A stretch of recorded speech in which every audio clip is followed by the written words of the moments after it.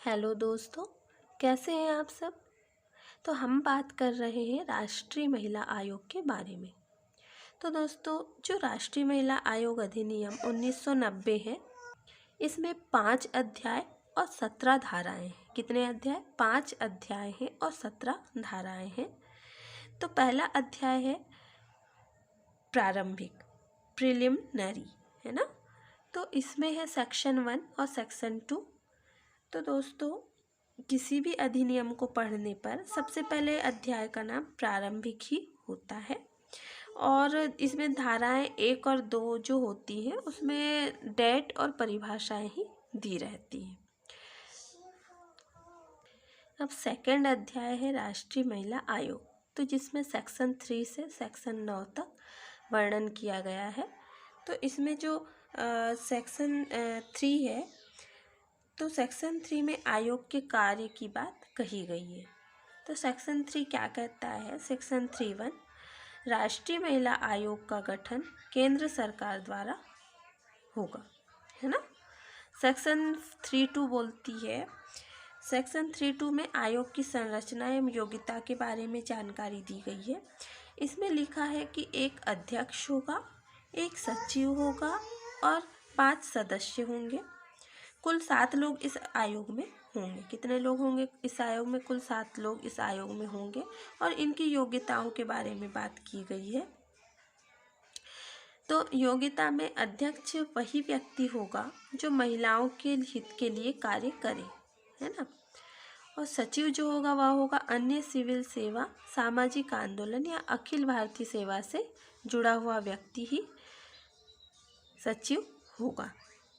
5 सदस्यों की बात कर लेते हैं दोस्तों। तो 5 सदस्यों में है विधि से संबंधित अगर कोई व्यक्ति विधि का ज्ञाता है, महिला आंदोलन से संबंधित है, महिला संगठन से संबंधित है या महिला विकास उद्योग से संबंधित है, तो ऐसा व्यक्ति राष्ट्रीय महिला आयोग का सदस्य बनने योग्य है। हाँ, और 5 सदस्यों में से एक व्यक्ति अनुसूचित जाति का होना ही चाहिए और एक व्यक्ति अनुसूचित जाति का ही होना चाहिए, ये याद रखिएगा। और अध्यक्ष, सदस्य और सचिव जो हैं, इनकी नियुक्ति केंद्र सरकार के द्वारा ही होगी, ये याद रखिएगा। नियुक्ति कौन करेगा? केंद्र सरकार ही करेगी।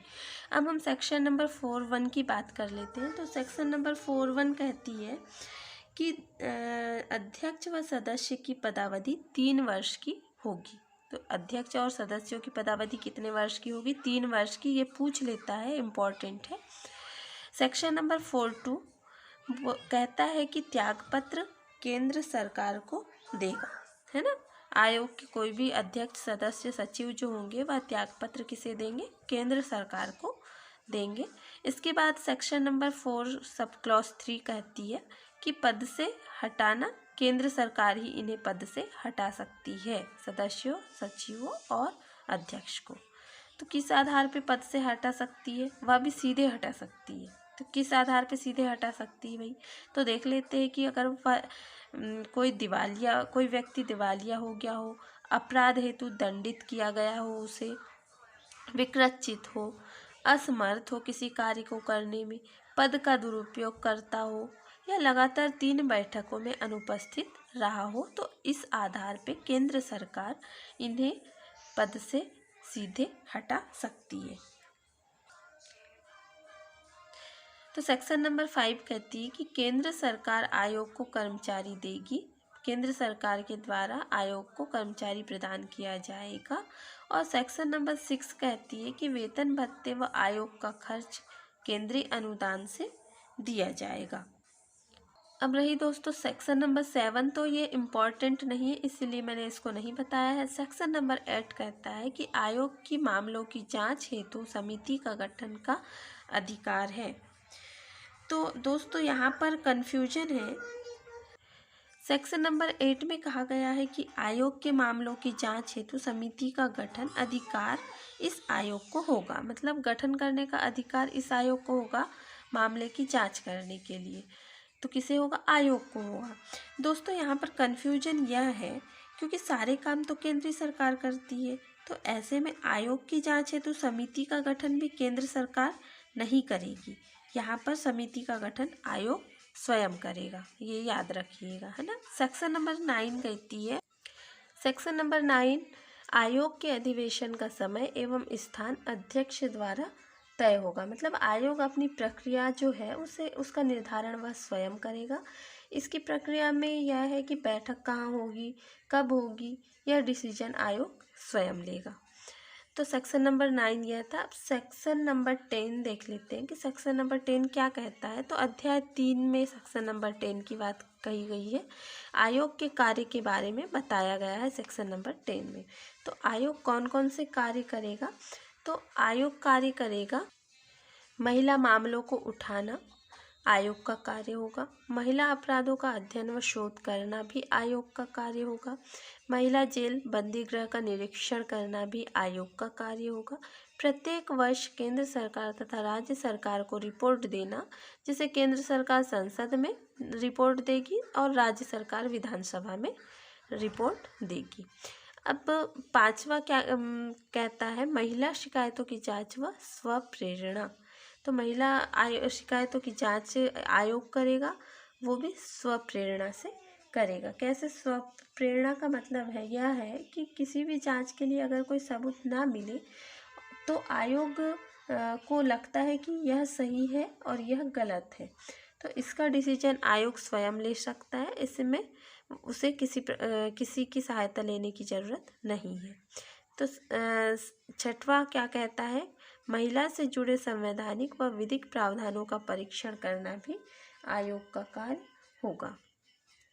तो ये थे राष्ट्रीय महिला आयोग के कार्य सेक्शन नंबर 10 में। अब देख लेते हैं अध्याय 4 में। तो अध्याय 4 में जो है वह वित्त व लेखा परीक्षा के बारे में सेक्शंस बताए गए हैं। तो वित्त और लेखा परीक्षा के सेक्शंस नंबर 11 है। तो सेक्शन नंबर 11 क्या कहता है कि केंद्र सरकार का अनुदान इसमें रहेगा। फिर सेक्शन नंबर 12 कहता है कि आयोग अपने खर्च की रिपोर्ट तैयार करेगा। अगर कोई अनुदान है तो आयोग अपने जो खर्च किया है तो उसकी रिपोर्ट कौन तैयार करेगा, तो आयोग स्वयं रिपोर्ट तैयार करेगा। सेक्शन नंबर 13 कहती है कि आयोग की वार्षिक रिपोर्ट जो होगी वह केंद्र सरकार को सौंपेगा। आयोग वार्षिक रिपोर्ट को, जो साल भर की रिपोर्ट होगी, उसे केंद्र सरकार को ही सौंपेगा। और सेक्शन नंबर 14 कहती है कि रिपोर्ट को संसद में पेश किया जाएगा, वह केंद्र सरकार को सौंपेगा, फिर केंद्र सरकार उसे संसद में पेश करेगी। तो सेक्शन नंबर 13, 14 एक दूसरे से जुड़े हुए हैं। फिर अध्याय 5 की हम बात कर लेते हैं। तो इसमें प्रकरण की बात कही गई है कि सेक्शन नंबर 15 कहता है कि आयोग के अध्यक्ष सदस्यों को आईपीसी की धारा 21 के तहत लोक सेवक माना जाएगा। इंडियन पेनल कोड में जो धारा है 21, उसमें इन्हें लोक सेवक माना जाएगा। अब सेक्शन नंबर 16 कहता है कि महिला संबंधी नियमों को बनाने के लिए केंद्र सरकार आयोग से परामर्श, तो महिलाओं से संबंधित जो भी नियम होंगे तो उन्हें बनाने के लिए केंद्र सरकार पहले आयोग से परामर्श लेगी, उसके बाद ही वह नियम बनाएगी। इसके बाद सेक्शन नंबर 17 क्या कहता है, जो कि लास्ट सेक्शन है। तो सेक्शन नंबर 17 कहती है कि केंद्र सरकार अधिनियम को चलाने के लिए नियम बना सकती है। मतलब केंद्र सरकार जो है अधिनियम को कैसे चलाना है उसके लिए नियम बना सकती है, और ऐसे नियम 30 दिनों के लिए संसद के समक्ष रखे जाएंगे, तभी केंद्र सरकार उस नियम को पारित कर सकती है। तो ये था हमारा आज का राष्ट्रीय महिला आयोग के सारे सेक्शंस। अब दोस्तों हम अन्य तथ्यों के बारे में भी जान लेते हैं। तो अन्य तथ्यों में महिला एवं बाल विकास विभाग है, तो इसकी स्थापना 1985 में हुई थी। तो 1985 में इसे विभाग बनाया गया था, लेकिन महिला एवं बाल विकास विभाग इसे 2006 में मंत्रालय का दर्जा दे दिया गया। कब दिया गया इसे? 2006 में मंत्रालय का दर्जा दिया गया। तब से इसका नाम महिला एवं बाल विकास मंत्रालय कर दिया गया है। तो ये याद रखिएगा कब इसे मंत्रालय का दर्जा दिया गया, 2006 में। अब इसके बाद देखते हैं राष्ट्रीय महिला आयोग को सिविल न्यायालय की शक्तियाँ प्राप्त है। जैसे कि सिविल न्यायालय की शक्तियों में समन भेजना, ये सारी चीज़ें जो मैंने पिछले वीडियो में आपको बताई हैं, तो ये इसको भी सिविल न्यायालय की शक्तियाँ प्राप्त हैं। फिर तीसरा है राष्ट्रीय महिला आयोग के अध्यक्ष को कैबिनेट मंत्री का दर्जा प्राप्त होता है और सदस्यों को राज्य मंत्री का दर्जा प्राप्त होता है, तो ये याद रखिएगा। और जो अगला है वह है निर्भया फंड। तो निर्भया फंड की शुरुआत हुई थी 2013 में। और सखी वन स्टॉप सेंटर जो कि 1 अप्रैल 2015 से शुरू किया गया है भारत सरकार के द्वारा। यह भारत सरकार के द्वारा इसे शुरू किया गया है। तो इसका मंत्रालय जो है यह भी महिला एवं बाल विकास मंत्रालय से ही संबंधित है। यह इसीलिए शुरू किया गया है यह प्रोग्राम कि हिंसा से प्रभावित महिलाओं के लिए जैसे किसी प्रकार की रैप से संबंधित महिलाएं हैं या किसी हिंसा से प्रताड़ित हैं, तो ऐसी महिलाओं को यहाँ पर रखा जाता है। अब 2 पत्रिकाएं हैं दोस्तों। तो पहली पत्रिका है राष्ट्र महिला एवं मीरा दीदी से पूछो, ये 2 पत्रिकाएं हैं। तो ये पत्रिकाएं महिलाओं के मध्य कानूनी जागरूकता का प्रसार करने के लिए बनाई गई है ना। अब SDG लक्ष्य है। तो SDG लक्ष्य 0.3 शुरू किया गया है, जिसमें लैंगिक समानता हासिल करना और लड़कियों को सशक्त बनाना इसका लक्ष्य है। सस्टेनेबल डेवलपमेंट गोल जो कि मैंने आपको पिछले आयोग में बताया है जिसके बारे में। अब इसके बाद हम देख लेते हैं कि डिजिटल शक्ति नाम का एक प्रोग्राम शुरू किया गया है महिला एवं बाल विकास मंत्रालय के द्वारा। 2018 में इसे शुरू किया गया है और 2022 में इसका 4था संस्करण पेश किया गया है ना। तो ये याद रखिएगा, डिजिटल शक्ति। अब इसके बाद देख लेते हैं 11। तो 23 मार्च 2022 को भोपाल में राज्य महिला आयोग स्थापना दिवस के उपलक्ष्य पर होशंगाबाद की सारिका धारू को सम्मानित किया गया है। 23 मार्च 2022 को कहाँ की है ये? भोपाल की है। तो राज्य महिला आयोग स्थापना दिवस के उपलक्ष्य में इन्हें सम्मानित किया गया है। अब देखते हैं 8 मार्च को अंतर्राष्ट्रीय महिला दिवस मनाया जाता है। जहाँ तक कि ये तो सभी को पता है, लेकिन याद रखिएगा ये डेट कुछ ज़्यादा ही इम्पॉर्टेंट है और दिवस तो पूछता ही है MPSC एग्जाम में। फिर सरोजिनी नायडू की स्मृति में 13 फरवरी को भारतीय राष्ट्रीय महिला दिवस मनाया जाता है। तो 13 फरवरी को क्या कब मनाया जाता है? राष्ट्रीय महिला दिवस। और 24 जनवरी को बालिका दिवस मनाया जाता है। यही ज़रूर याद रखिएगा। तो दोस्तों आज हमारा राष्ट्रीय महिला आयोग का चैप्टर समाप्त हो चुका है। अब नेक्स्ट वीडियो में मैं और टॉपिक लेकर आऊँगी और मैं कोशिश करूँगी कि जल्दी से जल्दी आपका यह जो आयोग है वह ख़त्म हो जाए। तो आज के लिए बस इतना ही। बेस्ट ऑफ लक, खुश रहो।